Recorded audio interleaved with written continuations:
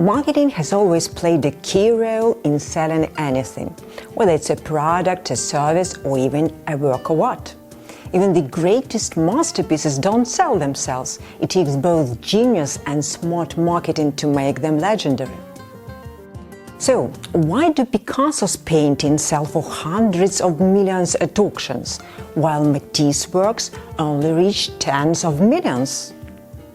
And how is that Matisse masterpieces sell for 4 times more than Dalí's works, even though Dalí became a true superstar in the art world? Let's dive in, and instead of analyzing their paintings, that's not what we're here for, let's look at their personalities and the way they sold their art. Although these 3 artists belong to slightly different generations, they all lived and worked during roughly the same era, from the late 19th to the mid-20th century. Henri Matisse started selling his paintings earlier than Pablo Picasso, being 12 years older. His first exhibitions and sales took place in the late 19th century, when he had already gained some recognition in France. At that time, marketing, as we know, it was still in an infancy, so his approach to selling art reflected that. Matisse didn't sell his works to the masses. Instead, his career took off when 2 wealthy Russian art collectors and industrialists, Sergei Shukin and Ivan Morozov, saw his paintings in Paris and started buying them in large numbers. They believed in his talent, trusted him, and kept purchasing his works regardless of public opinion. Henri Matisse was known as a truly intelligent, gentle, and deeply thoughtful man, and you can actually feel that in his paintings. He was refined and kind, even when facing criticism. Instead of getting defensive, he would simply say, "I'm just looking for harmony." Matisse valued simplicity and the inner peace of a person. He once said that he wanted his art to give people a sense of calm, like a good armchair. That's why his approach to selling art was based on long-term relationships with his collectors, not quick fame or mass exposure. In today's terms, Matisse used what we call relationship marketing, with a focus on trust and loyalty rather than mass sales. It was also a form of niche marketing, since he targeted a very specific audience, wealthy collectors with modern taste. He didn't chase fame, shock the public, or build an image. He created value through beauty, balance, and inner peace, not through attention or scandal. Henri Matisse lived a long and complex life. Even in his later years, when Matisse was bedridden, he never complained. Instead, he invented a whole new technique, painting with scissors.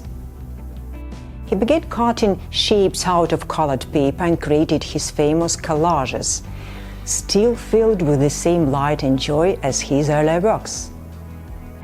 Matisse was a rare example of a truly harmonious genius, a man whose kindness and inner peace seemed to shine right through his art. But while Matisse was creating beauty in silence, Pablo Picasso was turning art into a spotlight. He understood that talent alone wasn't enough. You also had to be seen. Picasso was a master of visibility. He built his image, provoked the public, and turned every stage of his life into a performance. If Matisse was the artist of emotion, Picasso became the artist of self-promotion. Although Matisse and Picasso were friends, they were also rivals, constantly inspiring and challenging each other. Their relationships were a mix of mutual admiration and artistic competition. Unlike Matisse, who built his career quietly through loyal patrons, Picasso turned his life into a brand. He understood something that most artists of his time didn't: the power of personality. Picasso sold not only paintings, he sold himself as the genius, the rebel, the revolutionary. Women played a central role in his art and his image. Picasso's life was filled with women. We know at least 7 who shared his home and his heart. Each of them inspired him, helping shape not only his remarkable portraits, but also his public image. He fell in love passionately, obsessively, but once a new muse appeared, he left the previous one behind without hesitation. Many of these women were left heartbroken and humiliated. Two of them even took their own lives after their relationships with him ended. Each woman in his life became both his muse and his mirror, reflecting a new phase of his creativity. Every new relationship brought a new artistic style, and with it, a new chapter of fame. Through these constant transformations, Picasso kept the public endlessly curious. In modern marketing terms, he mastered personal branding long before the word existed. He knew how to turn attention, even scandal, into art, and art into global recognition. He was a true workaholic, one of the most prolific artists in human history. He practically lived inside his art, creating every single day, right up to the final months of his life. It's almost impossible to imagine mathematically. He produced on average about 5 pieces every single day. His paintings today are sold at auctions for sums exceeding $100 million. But what is the value of this real art?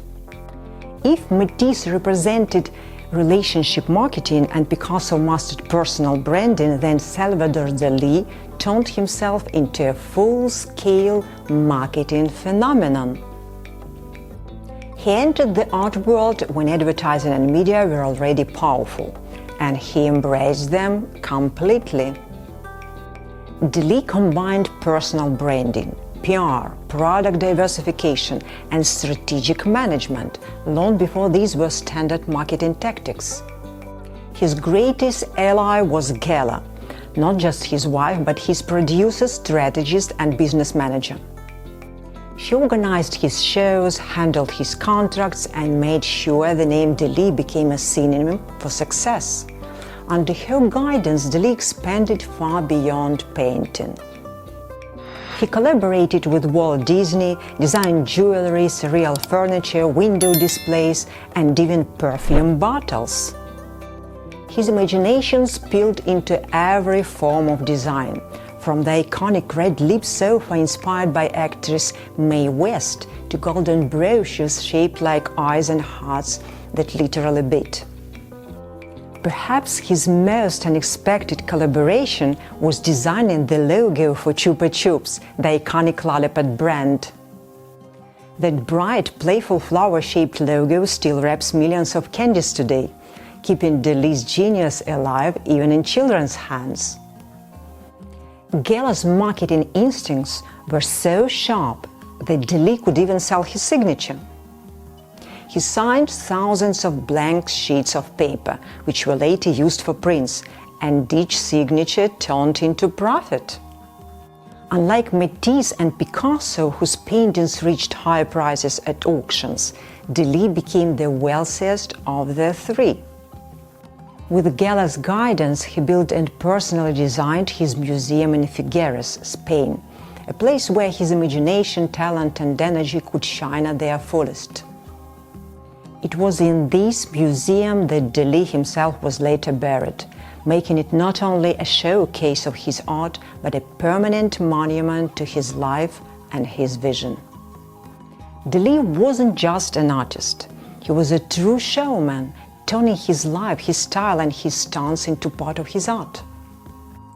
Throughout his life, Dalí truly loved only one woman, Gala. He trusted her completely, adored her, pampered her, and simply could not imagine his life without her. Paintings and works of art are created by brilliant artists to bring us joy and beauty, but they also give us their chance to reflect on history, on love, and on the price we pay for our achievements and victories.